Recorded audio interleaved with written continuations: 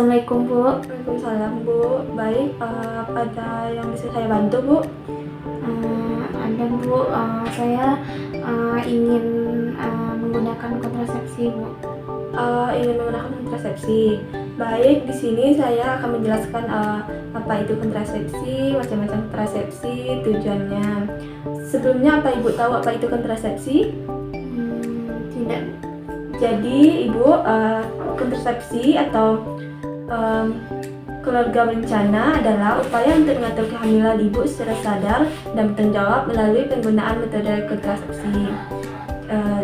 Tujuannya yang pertama untuk menjaga kesehatan ibu dan bayi, yang kedua menunda kehamilan pertama, yang ketiga mengatur jarak kehamilan, yang keempat mengurangi risiko kematian ibu dan bayi. Jenis-jenis kontrasepsi ada dua, ada KB sederhana dan KB modern. KB sederhana itu ada metode kalender, sehingga mata putus, minor laktasi, pantang berkala, dan suhu basal. Sedangkan KB modern ada hormonal dan non hormonal. Yang hormonal ada pil KB, suntik KB, implan, dan non hormonal itu ada IUD, kondom.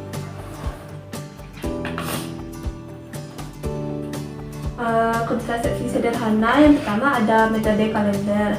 Nah, metode ini Bu, metode yang digunakan untuk mencegah kehamilan dengan cara menghitung hari subur wanita berdasarkan siklus menstruasinya. Mekanisme kerjanya menghindari hubungan seksual saat masa subur, yaitu saat kemungkinan ovulasi atau pembuahan tinggi.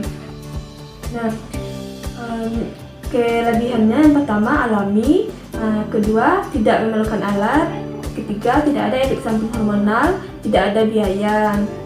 Kekurangannya yang pertama, ibu harus tahu dulu siklus haid ibu secara teratur, secara akurat. Yang kedua, tidak cocok untuk haid yang tidak teratur. Ketiga, tingkat kegagalannya cukup tinggi ya Bu jika salah menghitung. Jadi kalau misalkan ibu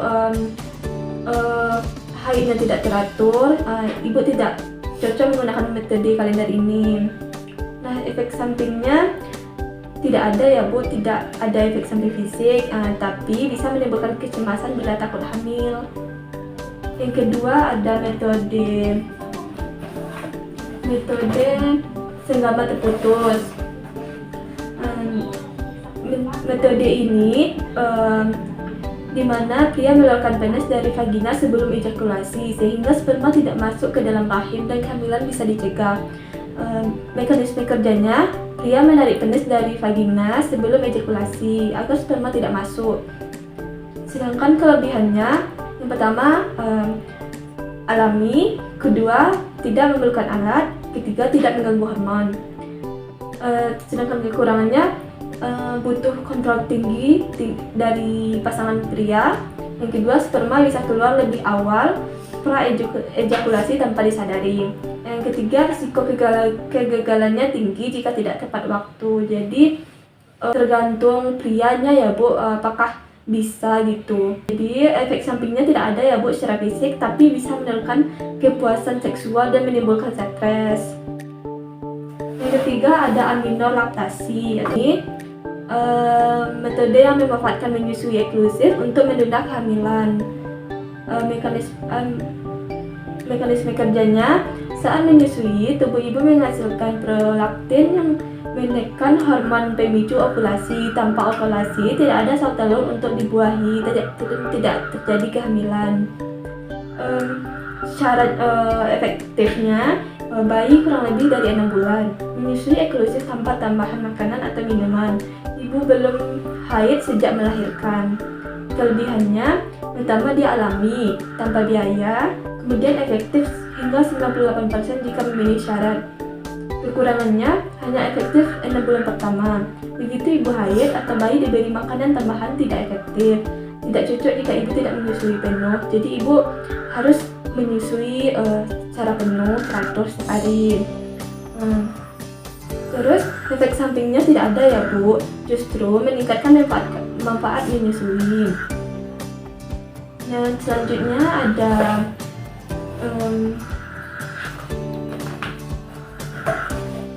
pantang berkala. Metode ini dilakukan dengan menghindari hubungan seksual selama masa subur wanita berdasarkan pengamatan siklus haid dan tanda-tanda kesuburan. Mekanisme kerjanya bertantang atau tidak melakukan hubungan seksual pada saat ibu pas masa suburnya. Kelebihannya tidak memerlukan alat atau obat, tidak mengganggu hormon. Kekurangannya butuh pengaturan siklus yang akurat, menurunkan spontanitas dan kepuasan seksual. Jadi nanti kekurangannya ibu bisa dan suami kurang puas gitu. Risiko kegagalannya jika tinggi jika masih masa subur ibu tidak dikenali atau salah dikenali gitu. Terus efek sampingnya tidak ada, tetapi bisa berdampak secara emosional dalam hubungan. Selanjutnya ada metode suhu basal tubuh. Metode ini dilakukan dengan mengukur suhu tubuh setiap pagi sebelum beraktivitas untuk menentukan masa subur wanita. Jadi ibu pagi-pagi bangun tidur, sebelum ibu melakukan aktivitas, ibu ukur dulu suhu ibu gitu. Mekanisme kerjanya mengukur suhu tubuh setiap pagi. Suhu tubuh sedikit naik saat ovulasi dan masa subur dihitung dari perubahan suhu ini. Hindari hubungan pada masa tersebut. Kelebihannya, dia alami, tanpa efek samping, memberikan pemahaman lebih tentang tubuh sendiri. Kekurangannya, memerlukan ketelitian dan disiplin tinggi, sulit diterapkan pada siklus tidak teratur. Suhu bisa dipengaruhi faktor lain, sakit, kelelahan. Efek sampingnya tidak ada, tetapi bisa menimbulkan stres karena pengukuran ketat. Selanjutnya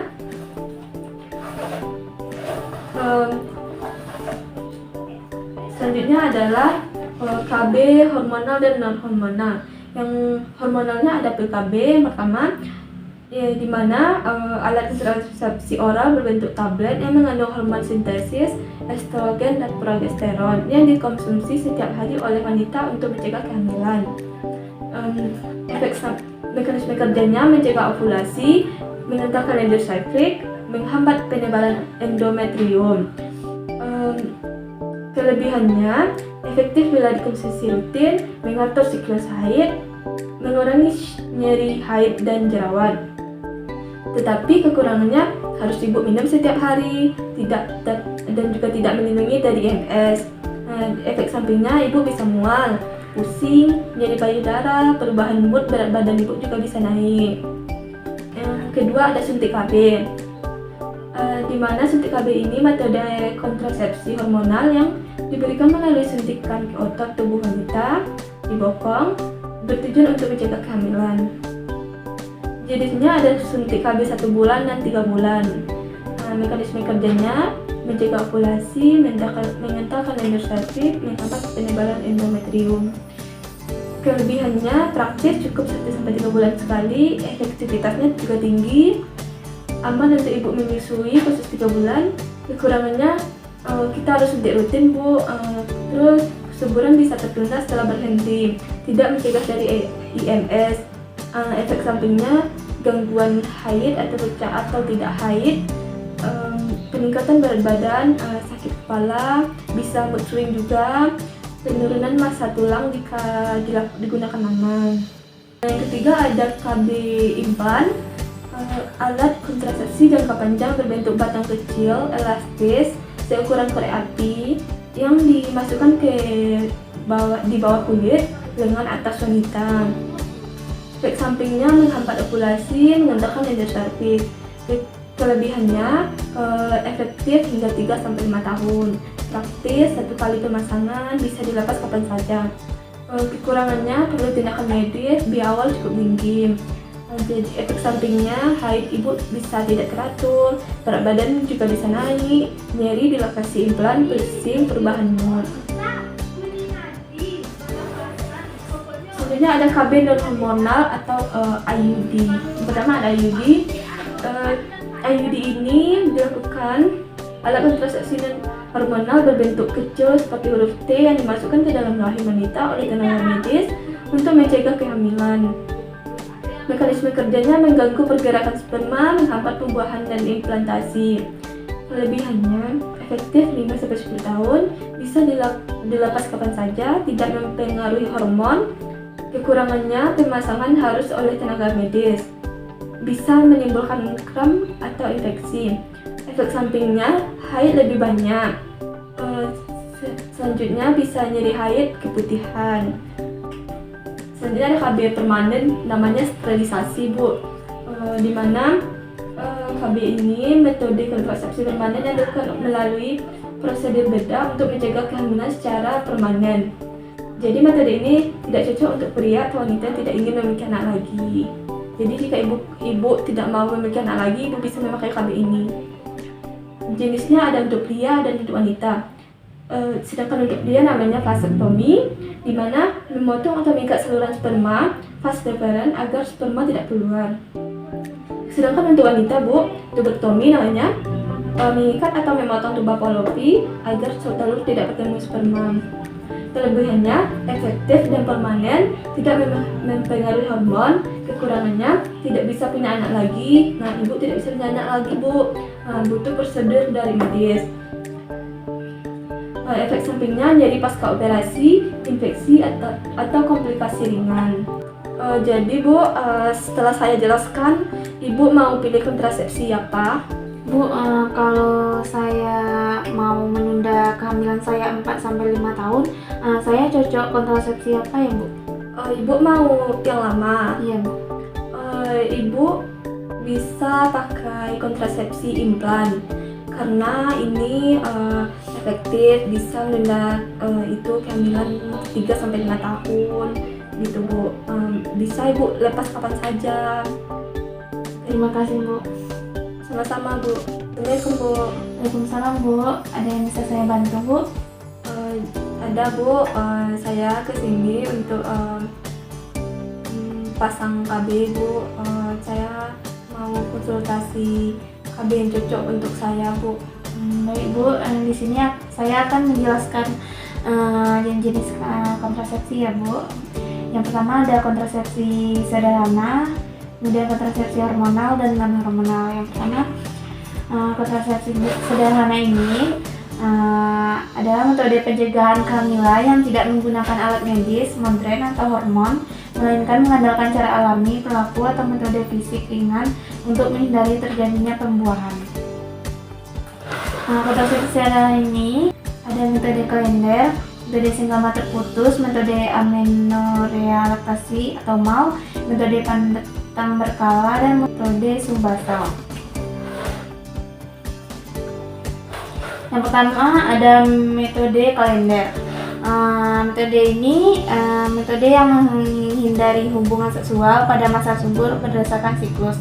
Keuntungannya mudah dilakukan, tidak memerlukan alat, tidak memengaruhi hormon atau siklus haid. Kekurangannya hanya efektif jika siklus haid teratur, membutuhkan kedisiplinan dan pencatatan rutin. Efek sampingnya tidak ada. Mekanisme kerjanya untuk menghindari hubungan seksual saat masa subur untuk mencegah pembuahan. Yang kedua ada metode senggama terputus, yaitu metode di mana pria menarik penis dari vagina sebelum ejakulasi untuk mencegah sperma masuk. Keuntungannya mudah dilakukan, tidak memerlukan alat, tidak memengaruhi hormon atau siklus haid. Kekurangannya risiko kegagalan tinggi karena cairan pra-ejakulasi bisa mengandung sperma. Membutuhkan kontrol yang sangat baik dari pria. Efek sampingnya tidak ada. Mekanisme kerjanya untuk mencegah masuknya sperma ke vagina dengan menghindari ejakulasi di dalam.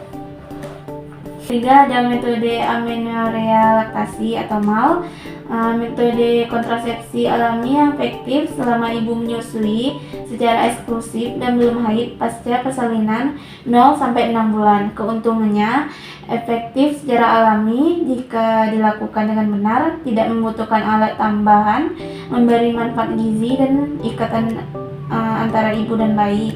Kekurangannya hanya efektif 6 bulan pertama pasca melahirkan. Efektivitas menurun jika ibu mulai haid atau menyusui, tidak eksklusif. Efek sampingnya tidak ada. Mekanisme kerjanya untuk menyusui secara eksklusif, meningkatkan kadar hormon prolaktin yang menekan ovulasi atau pelepasan sel telur. Yang keempat, ada metode pantang berkala, yaitu tidak melakukan hubungan seksual selama masa subur wanita berdasarkan pengetahuan waktu ovulasi. Keuntungannya ada alami dan tanpa biaya, tidak mengganggu hormon. Kekurangannya membutuhkan pemahaman mendalam tentang masa subur, risiko kegagalan tinggi jika prediksi masa subur tidak akurat. Efek sampingnya tidak ada. Mekanisme kerjanya untuk mencegah kehamilan dengan menghindari hubungan seksual selama masa subur wanita. Kemudian ada metode suhu basal tubuh, yaitu mengukur suhu tubuh basal atau suhu saat bangun tidur. Setiap hari untuk mendeteksi ovulasi, suhu akan sedikit naik saat ovulasi terjadi. Keuntungannya alami dan tidak mengandung hormon, membantu wanita memahami siklus ovulasi dan kesuburan. Kekurangannya harus dilakukan secara disiplin dan konsisten setiap pagi sebelum aktivitas. Bisa terganggu oleh demam, stres, gangguan tidur, dan lain-lain. Efek sampingnya tidak ada. Mekanisme kerjanya untuk menghindari hubungan seksual sejak suhu tubuh mulai naik atau indikasi ovulasi hingga beberapa hari setelahnya. Yang kedua, ada kontrasepsi hormonal, yaitu metode pencegahan kehamilan yang bekerja dengan cara mengatur hormon reproduksi wanita, terutama estrogen dan progesteron, untuk menghambat ovulasi, mengentalkan lendi serviks atau menipiskan lapisan endometrium sehingga mencegah pembuahan dan implementasi. Kontrasepsi hormonal ini terbagi menjadi 4, yaitu ada pil KB, kombinasi estrogen dan progestin, kemudian implan KB, yang ketiga suntik KB 1 bulan, estrogen dan progesteron, suntik KB 3 bulan atau progesteron. Yang pertama, pil KB, pil harian yang mengandung 2 hormon sintesis, estrogen dan progestin, untuk mencegah kehamilan. Keuntungannya sangat efektif jika diminum teratur, mengatur siklus haid, mengurangi nyeri haid dan jerawat bila dihentikan kapan saja jika ingin hamil. Kekurangannya harus diminum setiap hari pada waktu yang sama, tidak cocok untuk wanita menyusui kurang dari 6 bulan atau dengan risiko trombosis. Efek sampingnya mual, sakit kepala, nyeri payudara, flek di awal pemakaian. Mekanisme kerjanya untuk mencegah ovulasi atau pelepasan sel telur, menebalkan lendir serviks agar sperma sulit bergerak, menipiskan lapisan endometrium sehingga sulit terjadi implementasi. Selanjutnya ada suntik KB 3 bulan, yaitu injeksi hormon progestin yang diberikan setiap 12 minggu atau 3 bulan. Keuntungannya praktis, cukup suntik dalam setahun, cukup 4 kali suntik dalam setahun, cocok untuk ibu menyusui, tidak terganggu kepatuhan harian. Kekurangannya haid bisa tidak teratur atau berhenti sama sekali. Kesuburan bisa kembali lama setelah berhenti 6-12 bulan. Efek sampingnya amenor atau tidak haid, peningkatan berat badan dan jerawat. Mekanisme kerjanya untuk mencegah ovulasi, menebalkan lendi serviks, menghambat penebalan endometrium. Kemudian ada implan KB, yaitu batang kecil fleksibel atau seukuran korek api berisi hormon progestin, ditanam di bawah kulit lengan atas, efektif 3-5 tahun. Keuntungannya efektivitas sangat tinggi, 99%, tidak perlu diingat setiap hari, aman untuk ibu menyusui. Kekurangannya harus dipasang dan dicabut oleh petugas medis, biaya awal relatif lebih tinggi. Efek sampingnya bisa gangguan haid, flek, tidak haid, sakit kepala dan jerawat. Mekanisme kerjanya menekan ovulasi, menebalkan lendir serviks, menipiskan endometrium. Selanjutnya yang ketiga ada kontrasepsi non hormonal, yaitu metode pencegahan kehamilan tanpa menggunakan hormon sintesis. Metode ini bekerja dengan mencegah sperma bertemu dengan sel telur secara fisik kimia atau melalui prosedur bedah, tidak mempengaruhi sistem hormon tubuh. Kontrasepsi non hormonal ini terbagi menjadi IUD tembaga, kondom pria, dan steril pria atau vasektomi. Yang pertama ada IUD tembaga, yaitu alat kecil berbentuk T yang terbuat dari plastik dan tembaga dimasukkan ke dalam rahim oleh tenaga medis. Keuntungannya sangat efektif, bertahan 5-10 tahun, tidak mengganggu hormon atau siklus haid alami. Kekurangannya butuh pemasangan oleh tenaga medis, tidak melindungi dari IMS, bisa menyebabkan nyeri haid pada awal penggunaan. Efek sampingnya peningkatan volume dan lama haid dan nyeri haid. Mekanisme kerjanya untuk tembaga menciptakan lingkungan toksik bagi sperma, mengganggu pergerakan sperma dan mencegah pembuahan. Selanjutnya ada kondom pria, yaitu selubung tipis dari lateks atau poliuretan yang dipakai di penis untuk mencegah sperma masuk ke vagina saat ejakulasi. Keuntungannya melindungi dari HIV dan IMS, mudah digunakan, murah, dan bisa dibeli bebas, tidak mengganggu hormon. Kekurangannya bisa robek atau bocor jika tidak digunakan dengan benar, dapat menurunkan sensasi. Efek sampingnya alergi terhadap lateks atau jarang, iritasi lokal. Mekanisme kerjanya mencegah sperma masuk ke saluran reproduksi wanita. Kemudian ada steril pria atau vasektomi, prosedur bedah kecil untuk memotong saluran sperma atau vas deferens sehingga sperma tidak keluar saat ejakulasi. Keuntungannya permanen dan sangat efektif, tidak mempengaruhi hormon atau fungsi seksual. Kekurangannya tidak dapat dipulihkan dengan mudah atau reversal sulit, tidak cocok untuk pria yang belum yakin, tidak ingin anak lagi. Efek sampingnya nyeri ringan atau bengkak pasca operasi, risiko infeksinya kecil. Mekanisme kerjanya untuk menghentikan aliran sperma ke ejakulasi tanpa sperma dan tidak bisa membuahi. Jadi setelah saya jelaskan, ibu mau pilih kontrasepsi apa, Bu? Saya pilih kontrasepsi amino laktasi aja, Bu, soalnya saya sekarang lagi menyusui gitu. Saya mau yang alami dan tanpa obat atau tanpa alat kontrasepsi. Oh, amino laktasi aja ya, Bu? Iya, Bu. Baik, Bu.